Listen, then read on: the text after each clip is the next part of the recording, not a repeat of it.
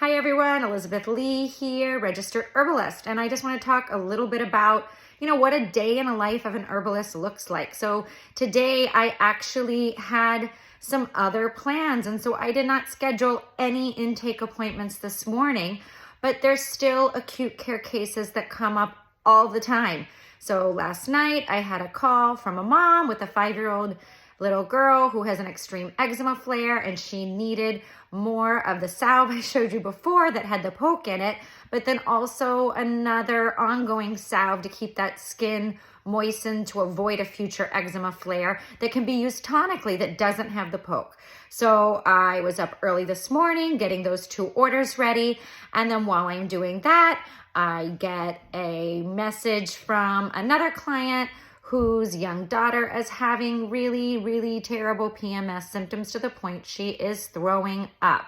And so while we'll do an assessment later to kind of look at the root cause and get those hormones balanced, I put together a formulation with some dried ginger root, some cramp bark, and some lemon balm just to help with the ginger is going to help with the nausea. It also has some pain relieving properties.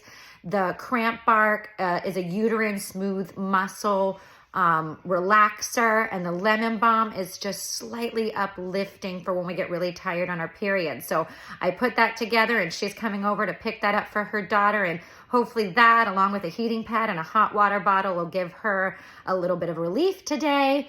And then I had another client who was a pregnant woman, and she wrote and said, "Hey, I've got a cold. There's not a lot I can take. What can I do?"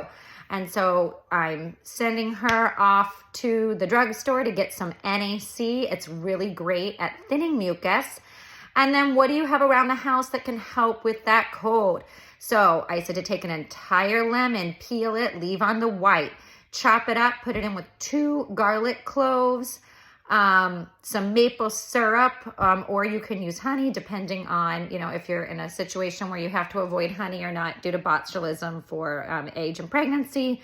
And then you just blend that up and drink it throughout the day, also drinking juice ginger shots. And then also brought to her attention, the Zicam she usually takes has yellow dye in it, and unfortunately that's a neurotoxin, and I don't think anyone should be taking that, but especially pregnant women. So that's what my morning has looked like so far, and we'll see how the day goes. A reminder, I'm a registered herbalist. I'm not a medical doctor. This was not intended to be healthcare advice. Please check with your primary care physician before using any supplements or herbal remedies. Have a great one.